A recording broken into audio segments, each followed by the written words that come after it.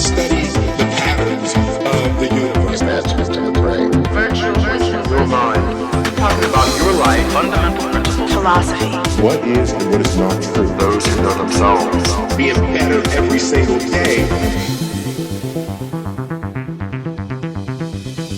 Okay, so significant things are happening right now. Mm-hmm. And it's pretty exciting. Yep. One of those things is that it's snowing in Tucson, Arizona, where we live, which is nuts. It doesn't make any sense. No. As we speak, we're looking at snow-covered ground, snow falling from the sky. Right, and this time last year I was sunbathing. And that's pretty significant. That's significant. Also, our due date for a baby's arrival is tomorrow. What? Yeah. We could have a baby at any moment, any minute. Any minute, really. Yep. Definitely by the time you are listening to this, we will have had a baby. More than likely. Most likely. Yeah, more than likely. So that's pretty wild. Mm-hmm. I'm feeling pretty good about it. I'm excited. I was feeling anxious before, but I'm feeling much better, and I have been for the past couple months. I've been feeling really confident, and like everything's gonna be okay. Everything's gonna work out okay. Oh yeah, the last time we did a Think Grow Together podcast was mainly centered around parenthood anxieties, actually. We've had a really thankfully boring pregnancy, and a very healthy and pleasant experience with this. Luckily, yes. Knock on wood. Knock on wood. So that's awesome. What else? I mean, those are some pretty big ones. Those are the main things that are taking up my brain space right now. Yeah. I'm surprised. How are you feeling? I'm feeling good. Luckily, I mean, you hit the nail on the head. I've been feeling really good throughout the majority of the pregnancy. I'm a little tired. That was an interesting thing. I woke up a few hours earlier than scheduled, almost to catch the beginning of the snowfall. So that was a pretty nice. Yeah, you were up like at 7 just to. That was pretty. Oh, cool. I was up at like 4:30. Oh, 4:30. Yeah. Oh. And then. So I was fast asleep. Yes. You're just watching me I sleep. woke you up at 7. Wow. Yeah, and you went outside the window and you had snow all over your face and your hair. Yep. That was pretty exciting. I feel like it was Christmas, but it's February. Late February, in fact. So, yeah, how are you feeling? So you're feeling, what do you think shifted? Why don't you feel anxious anymore about it? Well, partly because you've had such a good pregnancy and such a steady, stable pregnancy, and partly just because you can't stop it. It's just coming either way, so you better just feel good about it. Yeah, but your anxieties were more about, less about my health or baby's health, or even like baby coming, and a lot more, at least when we talked last time, a lot more about your potential as a fatherhood. Yeah. Your potential as a father, and you kind of transitioning to fatherhood. Yeah, I think that, well, like I said, it's coming, and you just have to either prepare or just continue to stay uncertain. And so I just have chosen to feel good. And I prepared as much as I could. I did all the things within my control in terms of preparation for fatherhood and for the delivery and everything, for the birth. So beyond that, it's like, well, you just have to focus on what you can control and let go of what you can. And that's kind of what I've done. So I think that's been really helpful. And I don't know, I think it's just if there is such thing as a fatherly instinct, I think the fatherly instinct has kicked in, and I'm just like feeling good. Yeah, I can do this. Yeah, this is going to be fun. I'm going to have a little kid. Yeah. And we know that, people have been doing this for a while now. Millions of years. Yeah. Millions of years. So it's fine. It's not a big deal. I was never crippled with anxiety, and it was never something that I was super fearful about, but yeah, I think that. No, but I think it was definitely something that was taking up some of your energy day to day, some of your brain space. Yeah. So, what we want to do here in this podcast episode, we're going to throw it back to one of the original, the first episode. Episode 1, yeah. And we just did a Ask Me Anything. We've done a couple since then, but so we'll just do an Ask Me Anything. I posted a little box on my Instagram where you can ask me a question. Is that what they're called? Little boxes on stories. And we also ask the people who receive our emails. Yep. So we have a few questions from them as well. We typically cannot get through the majority of these because they're not very lightweight. They're not lightweight, and there's a lot of them. And so you're just going to kind of go through and choose some ones that you think are interesting. Yes. So I haven't seen any of them yet. Yeah, Ruben hasn't seen any of the questions. So he'll be answering off the cuff. And then I just really get to decide the theme, which is always fun for me. Yeah. And then the other questions you can answer on It doesn't stories. have to be a theme either. I know, but I can decide the theme of each question. Yeah, you're right. I can answer the other questions on stories too. Mm-hmm. Like the remainder, whatever we don't get to, I'll answer throughout the week, or maybe at 3:00 in the morning if I'm up and helping with baby. Mm-hmm. So I'm going to start with one that I thought was really interesting. It was interesting for many reasons. My guru told me I should stop reading books in order to find enlightenment. What are your thoughts on this? That's a really interesting one. I've thought about that because sometimes something I think about is like, sometimes I feel like if I have too much information, I can get a little bit overwhelmed and I get confused almost. I've talked about this before. So yeah, there is definitely something to figuring things out on your own. When you learn something, like by figuring it out on your own, it's definitely more meaningful in most cases. That's not to say you can't do that with books, right? But I think it depends on the person. Like if you're someone who really doesn't think for themselves, and maybe reading enhances that, and you just kind of depend on other people thinking for you in order to come up with the best way to do something, the best way to live, your views on something, then maybe taking a step back and sorting out your own views might be a good idea. Mm-hmm.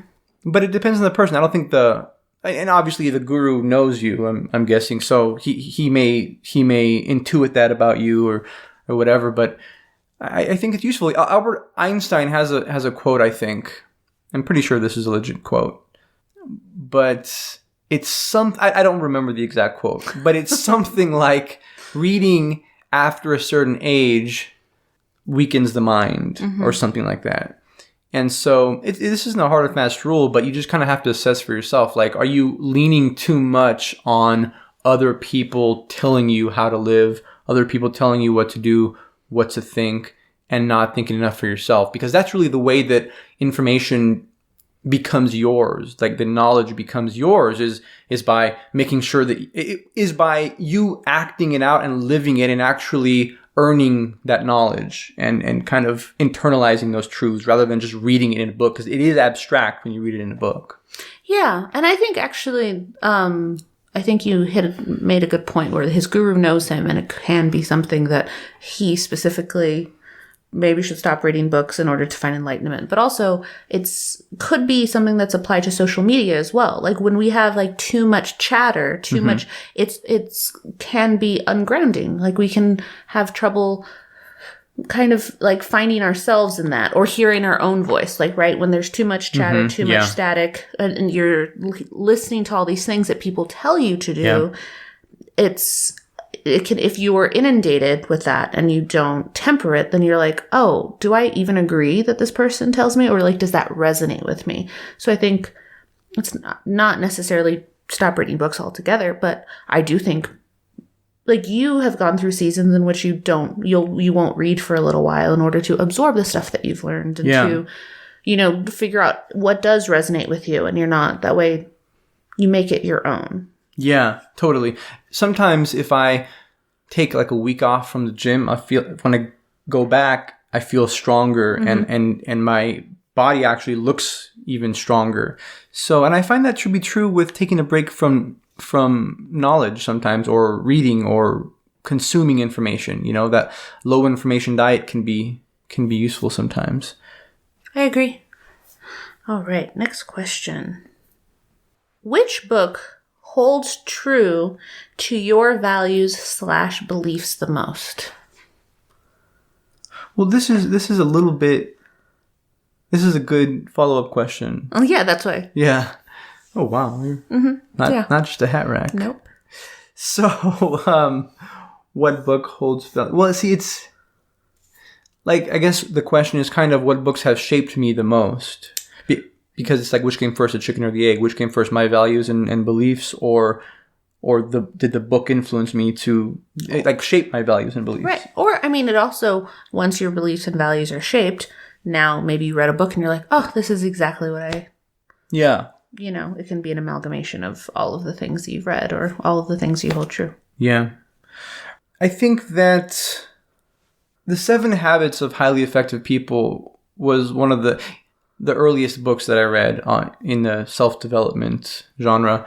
And so that's influenced me a lot. Like, so much so that I go back and revisit it sometimes, even just read a section or something, and I'm like, oh, like this, like, oh, that's where I got that from. Or like, yeah, I totally agree with that. Like, in a very deep way, that's how I've lived. Obviously, sometimes I'll be like, oh, obviously. But then I'm like, oh, no, it's not that obvious because this formed my views on a particular thing. So yeah, 7 Habits is one of the early ones. And really the books that you most resonate with and that most shape you are going to be the ones that you read earlier on. For the most part. So let's see. The 4-Hour Workweek is also another one. So the 7 Habits of Highly Effective People. Yeah, 7 Habits, 4-Hour Workweek. These are really formative books for me. He did ask for one, so do you want to just do a round 3? So that... Round 3? Yeah. Otherwise, let's see. Ruben's just looking at his bookcase like... I mean, I think The Principles in Think and Grow Rich by Napoleon Hill is also a formative one. And these are all kind of in a similar genre. So I've done book lists on my blog, and I've done several book lists carefully compiled, so you can check those out on the blog. You just search for like book recommendations. I'll link to it in the show notes. Cool. So my 2, because no one asked me, would be... I was just going to ask you, actually. No, I know. I just meant like the Ask Me Anything is directed at you. But would be 2. And it would be... I know what they are. You do? I think so. Okay, go ahead. No, you go. I'll tell you if I got it right. Go ahead. Jerry Spinelli's Stargirl. Mm-hmm. Had that one. And then the second one would be Meditations. Oh, okay. I was going to say Eat, Pray, Love. Okay. No, I mean, I don't think... Because the question is, which one holds true to your values and beliefs the most? And as soon as I read or even started reading Meditations, like there was just... It was like that feeling of, yes, I believe that to be true. And I'm so glad somebody said it and wrote it down in a way that I felt it but couldn't put into words. Yeah. And so I feel like that for both Stargirl by Jerry Spinelli and Meditations. And then Eat, Pray, Love, like I read that when I was fairly young, maybe like 18. And so I think that was informative, but not as formative as the other 2. Yeah, and your reading experience has been very different from mine because you mostly read fiction growing up, and I mostly read nonfiction. And so, but the funny thing is, and I was talking to Brian, a friend of ours, the other day about this, is that you still learned and knew a lot of the same concepts that I did. You just articulated them differently and or didn't know exactly how to articulate them, but they were in you. And I think that's so interesting because fiction also tells us, it also gives us the same information as nonfiction can, just it delivers it in a different way. And I talked about this with Neil Pasricha in my recent podcast, but yeah, that's just so interesting to me. Right. And I'm just very compelled by stories. Yeah. Because even the so-called personal development books that I've read and that have really resonated with me, they do have like a personal narrative component. Like it's somebody who is trying to apply principles to their lives and what that looks like and the challenges that they face and what they learned. And yeah, I'm just really compelled by stories and people. Yeah, well, we learn really well through stories. That's kind of how we view the world, so. Yeah, I liked that one. Okay, so scrolling through for the next question. Scrolling. We're scrolling. Oh, okay, well, this is, well, just not altruistic of me to ask at all, but it's from somebody who asked a question. What is the best thing to look for in a life partner? What is the best thing to look for in a life partner? Mm-hmm. Well, I think that there's two systems in the brain. There's system 1 and system 2, and Daniel Kahneman talks about this in Thinking Fast and Slow. And system 1 is the intuitive system where you're not really thinking, you're just making decisions based on intuition, reaction, instinct. And then system 2 is where you're doing deliberate decision making. And it turns out for like really big life decisions, like choosing a mate, system 1, the intuitive system, is actually, and by the way, this is the oldest system in the brain. This is the reptilian brain. You know, these are like instincts. This system is actually the one that is most useful when you're deciding or when you're trying to choose a mate. Mm-hmm. And that's so interesting. Blink, the book Blink by Malcolm Gladwell talks about this too, but that's another formative book, I think. But anyway, like, so what to look for in a mate? Like, you can look for things that you obviously value. Mm-hmm. You know, maybe you value intelligence. Maybe it's beauty. Maybe it's a sense of humor. Whatever it is, like, sure, like, look for whatever it is. Like, I wrote a list of things that I wanted in a partner, in a woman, and it turns out that I got those things. But more than anything, I think it's really important that you just listen to your gut when you're interacting with those people, because you could make a list. You know, you could make a list of all the things you want, and then you could be so picky so as not to even venture out and explore, like date around. Mm-hmm. And then you just cut yourself off from a bunch of options. And so, you know, whatever your dating philosophy is, maybe it's not to date around, whatever it is, like when you're interacting with a potential mate, like listen to your gut. Like, don't just be so cerebral, I think is a really good piece of advice. That's from experience, and also the science really backs that up, I think. It's like, listen to your gut, like be conscious of how you feel around that person and how you see your future with that person, not just what it looks like on paper. Yeah. What do you think? Well, for me, I would say that I've seen it done, so I really like actually your method. So Ruben, in a way, manifested me by making a list. But really, he was probably just priming himself to look for the qualities that he thought his future partner should have. Mm-hmm. I think you have a blog post about it, so I'll put that in the show notes. Yeah. But I think two things that I like. So a friend of ours, Chrissy, she told about the 5 non-negotiables. So it's just like, limit yourself 3 to 5, like, okay, like this person has to be kind or has to be funny. And it's just, you know, things that you can't imagine not having. And then for me, something my mom always told me is like, we don't date. We don't spend time with people or build relationships. We don't do this in order to find out what we like. We know what we like. We know we want someone mm-hmm. kind. We know we want someone funny. We want someone who is going to treat us well. We date to find out what we don't want. Yeah. And I think that's where my philosophy and yours kind of meld together, because it's like, that's what you should pay attention to. If somebody meets everything on your list of non-negotiables, but you don't feel good around them, like, that's okay. Yeah, I don't want this. Like, I don't want to feel icky when I'm spending time with somebody. I want somebody who brings out that's my number one is just, I want somebody who brings out the best in me, who challenges me to be better and brings out the best in me that I want to be myself around. Also, something that you had that no one I ever dated did is like, I didn't get sick of you. Yeah, that's a good one. And that's kind of a good meta quality to have, because it's like, regardless of whatever qualities the other person possesses, do you get sick of them? Right. And so I didn't get sick of you. Like, I would find myself wanting to be slightly dishonest or misleading, and I would pretend to be busy when I wasn't busy when I was dating other people, because I was like, oh no, I've had enough. And with you, I would always look forward to spending time with you.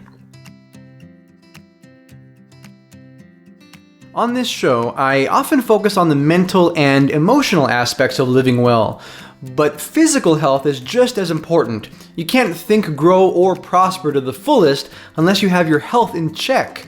Four Sigmatic products have really helped me with this part of my life. There are very few companies whose products I recommend without reservation, but Four Sigmatic is definitely one of them. I've been using their superfood supplements for years, long before they became a sponsor of this podcast.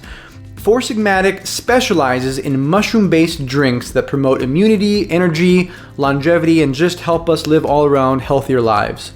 As far as what I'd recommend, they make a wide variety of different blends, but there's two that I'll recommend to you. The first is their Coffee with Cordyceps blend.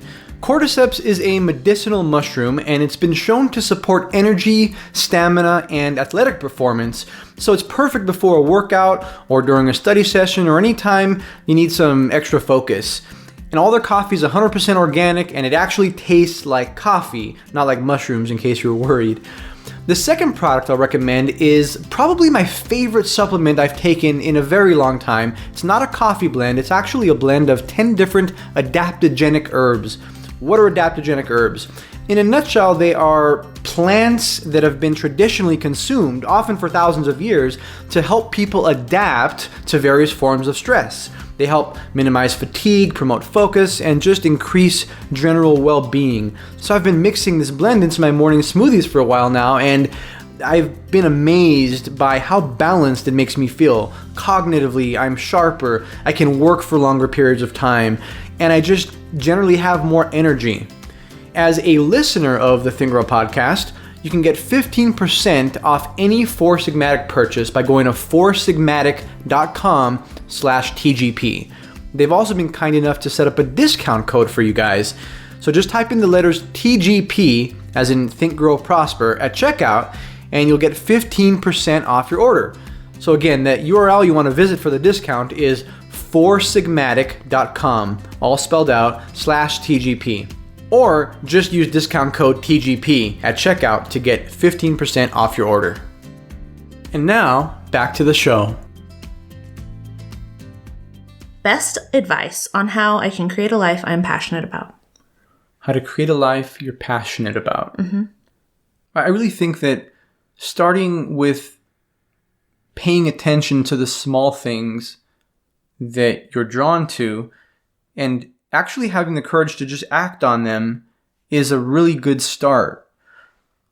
This is another instance where logic it comes up short, because you can think about what it is that you like, and you can think about what it is you might be passionate about all day long, but you never really know unless you start doing it, and maybe doing something that's only obliquely related, but then it leads you to other things that are more relevant and more germane to your purpose. So I think that just making sure that you're paying attention, paying close attention, like watching yourself and watching your feelings and your attitudes towards certain activities or fields of interest or whatever, and then giving yourself the permission to act on those things, but being integrous about it, meaning like it's unlikely you're going to be very excited about watching TV in your pajamas while eating ice cream. That's a different thing than excitement. Like, you can do that. That's kind of relaxing, but it's a different thing than sparking excitement or joy or something that really kind of gets you going, you know? And so paying attention to those things, and that kind of leads you, and this is just from my experience, like this just, and from my observation of other people's lives, like it just kind of leads you on a path. It's like breadcrumbs that lead. All excitement is connected. Marie talks about this on the episode we did recently. Yeah, and something that I would say is like, I think that living a life you're passionate about, having a job you're passionate about, having a relationship you're passionate about is super overhyped in terms of social media. Like, I have trouble relating to that word almost. Like, passionate, it's almost become one of those just words that mean not as much as they're meant to mean. And so, like, it's overused. Yeah, it's just overused. So it's like, I think joy is something to look forward to. Fun or being excited about something. Like, those qualities, it's okay if you don't have a job that you're passionate about. If you really like your life and you really like right. I recently read an article talking about how, because we do live in a generation that we are able to do all of the things, like we can make a side hustle into a full-time job and we can do this. There's guilt that surrounds that, right? There's guilt that surrounds it because it's like, oh, I really like knitting, but I haven't made that to my job yet. And it's like, that's okay. Like, it's okay just to like knitting and be passionate and be pumped about a hobby. Like, you don't have to monetize everything that you're interested in. That's something else Marie said. But it's also just fine you can live a life that you're passionate about without, I'm going to take the word passion out again. Just incorporating more fun, being a little bit more deliberate about having fun. Like, oh, like today, this morning with the snow, we were just like, let's go on a walk. Like, let's go on a hike. We are lucky enough to live like close to some nearby trails. And we just said like, and that was so fun. Like, that was just a fun way to spend the morning that we weren't planning on doing, but like it fit with our schedule and we were able to do it. And like, those little things are what I think make up a fun life. So instead of thinking very grandiose, how do I have a passionate life? It's like, oh, have like a fun morning. Like, have a more concrete and kind of immediate. Yes, and like see what that feels like. Like, oh, like this was nice. Like, and that and celebrate that. Like, celebrate the small thing instead of feeling guilty about not having this big thing, because like your life is made up of days, which is just made up of moments. So like having fun moments will like over time lead you to what you want. Yeah. And it's also like, why do you want a passion? Why do you feel like you need to have a be passionate about something in particular in terms of work? Is that what the question was asking about in terms of work? Life, actually. Oh, life of passion. Oh, okay.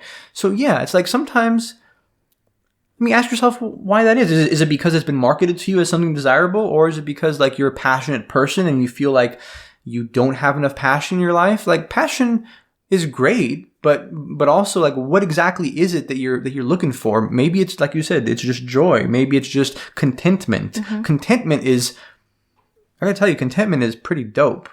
Yeah, and I think a lot of time, especially, and that's another issue I have with the word passion, which is why like I like to switch it to joy or excitement or fun, is because passion is like, can be fleeting, right? And it can be erratic, or it can be... Passion every day is not sustainable. Right, exactly. It's not sustainable, or it can be exhausting, or it can be this. And so it's kind of, it can have associations that aren't necessarily as sustainable as, oh, I want to try to be content every day, or I want to infuse my life with fun, or things that bring me more joy.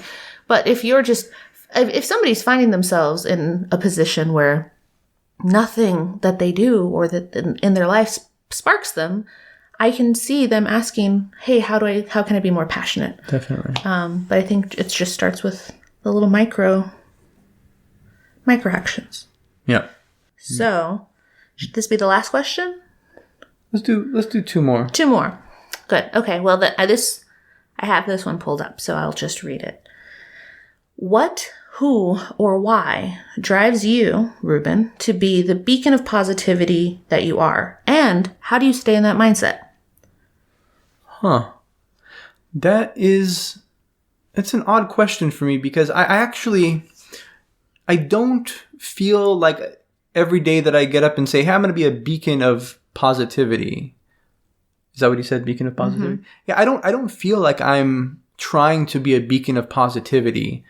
I really don't. In fact, even when people DM me or send me an email and say, man, thank you so much for inspiring me. You're so positive and, you're just so inspirational. It's a little bit odd for me because I can see why they're saying that for sure. But also, I'm not trying to do that. I feel like if I were trying to do that, it would be a little bit corny. It would be a little bit cheesy. I would feel like it was a little cheesy at least. But I'm really just trying to, I guess I'm just trying to figure out the best way, the principles that are most true for me and that I think are just most true in general and articulate them in a way that's helpful for people. And if the result of that is that it inspires people, then that's awesome. What more could you ask for? But that's not necessarily my primary goal. It's really just to articulate truth and timeless principles in an effective way that helps people act on them and that helps people integrate them into their lives. I agree. But I think you are a beacon of positivity. And I think that, it's hard to do that. It's hard to be a beacon of positivity when it's like, I'm just going to be a beacon of positivity. But I think where a lot of that comes from, I think what your mindset is, at least observationally, is just you want to be a force of good in the world. You want to know yourself better, understand the world better. That's a good one. And you want to be a force of good. Like way before, I think Ruben and I met way before he started Think Grow Prosper, started the podcast, any of the above. And that was just something you had wanted. You had said that you wanted to lead a life, have a business that had a positive impact. That has been, a goal for me. And I've just found that the best way to do that is to positively impact yourself first. And those are the origins of Think Grow Prosper. Right. Really is me trying to positively impact myself, me trying to remember things that really resonated with me. So, Well, this leads into an interesting question where somebody said, what is your passion project? What is my passion project? I think I have little things that I am working on here and there, like the bookcase that I made recently was I guess a side passion project that I was doing for no other reason than because I thought it was fun. I made a bookcase out of an old coffee table, so that was really cool. I just find little things that I get on and just kind of run with it. Right. What's something else that I was doing? Let's see. I mean, I put together this Christmas Bonanza extravaganza. Christmas Bonanza extravaganza. I'm going to copyright that. So don't use it.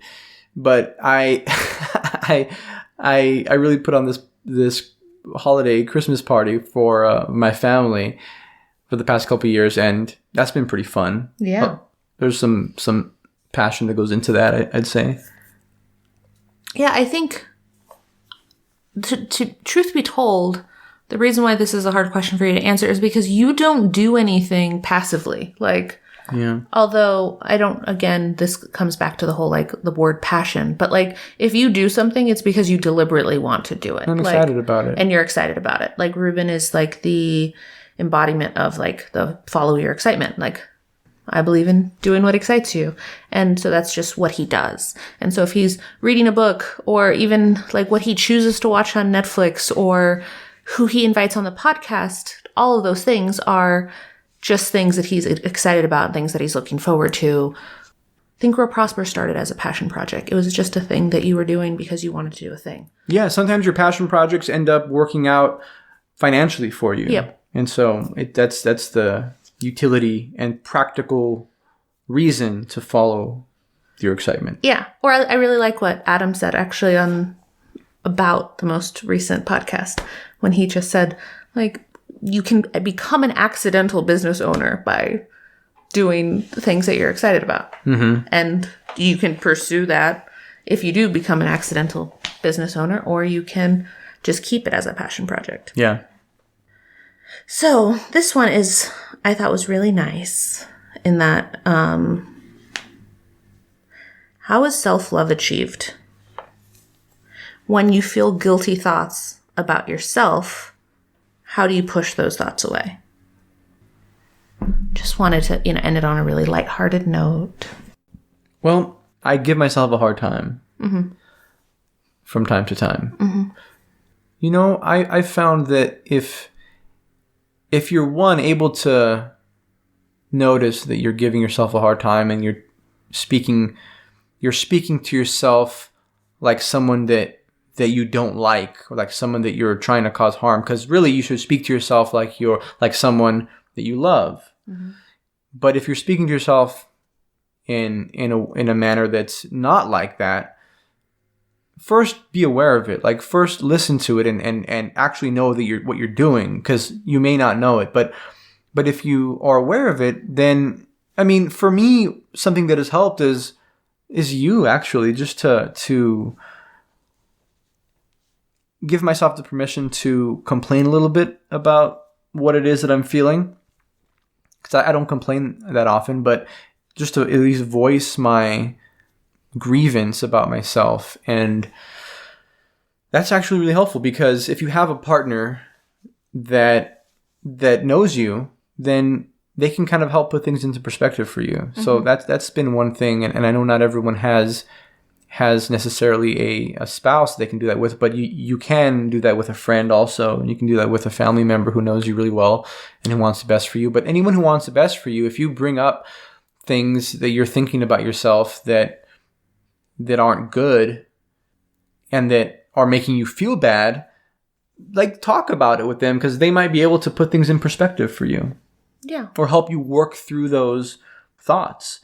Because ultimately it's really about sorting out your thoughts. This is kind of what therapy does too. Like it's not that the therapist or the psychologist is there to impart some grand wisdom on you. It's that they're there to give you the space to sort out your own thoughts about your own problems. And you can do that with someone on a daily basis that you trust. I like what you said about just sometimes shining a light on the fact that you have thoughts that aren't loving towards yourself can help you like figure out, oh, why am I saying that? Or like, oh, I should be kinder to myself, or how can I be kinder to myself? Because that's another thing. You can like get into this like self-flagellation vortex and be like, oh, I can't believe I'm talking to myself this way, and feel bad about that. Yeah. Right. And so I think it's the same. I'm a baby steps kind of person, apparently, because I think it's similar to when we were talking about how to lead a more passionate life. Like self-love starts with self-like. Like if you can't treat yourself like someone you love right now, like that's hard. And I think most of us have been there, but maybe start treating yourself like someone you like. And that's it. Give yourself as much politeness that you would give a stranger, or that you would give somebody that, you don't love them, but you like them enough. Like give yourself the benefit of the doubt. Give yourself, small wins. Like give yourself a pat on the back for small habits. I make my bed every morning. Like that's something I really like about myself. Or like I set really good boundaries. That's something I really like about myself. Those are two real life examples from me. Just take inventory. Maybe you don't love certain things, but you can start with like. I love it. I love you. So we're going to have a baby now. Yep. Gotta go. We're going to do more of these, and I'm going to try to get through the questions a little quicker next time. I know I don't answer questions in public a lot, and so I'm like getting more concise, and I'm working on my verbal skills, and I'm working on just going through more questions, because I know that's really valuable. I love when I listen to Q&As and they get through like 10 or 15 questions. Like that's really cool. But for real, Vanessa is very close to labor. So I want to wrap this up and put some last bit of nesting. Yeah, do some nesting. But I want to do this again, and I want to get through more questions. Like I said, I'll answer some more of the questions on my Instagram stories, throughout the next couple weeks and things like that. So, and luckily, not a lot of the questions, but a fair amount of the questions, I'd say about a dozen of the questions we got asked, you've written blog posts about, or we have other podcast episodes where you've answered them. So we will make sure to give you guys those resources too. Definitely. And I also want to do episodes where we're answering questions that we haven't ever even addressed before. So I can further my thinking and further the conversation on important topics. Yeah. So look forward to that. And until then, hope you have a good day. Thanks for listening to the Think Grow podcast. Bye. Bye.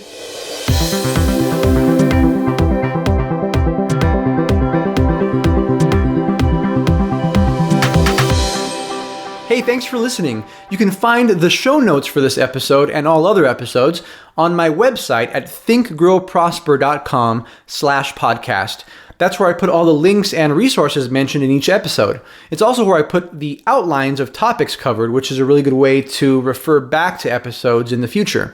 Lastly, if you enjoyed this episode, I'd love to hear about it. Feel free to leave a review on iTunes with your biggest takeaway. I make it a point to read all the reviews. You can also screenshot this episode and share it to your social media along with something you learned or found interesting. And tag me in your post because I'd love to see what you found interesting, say hi, and thank you for your support.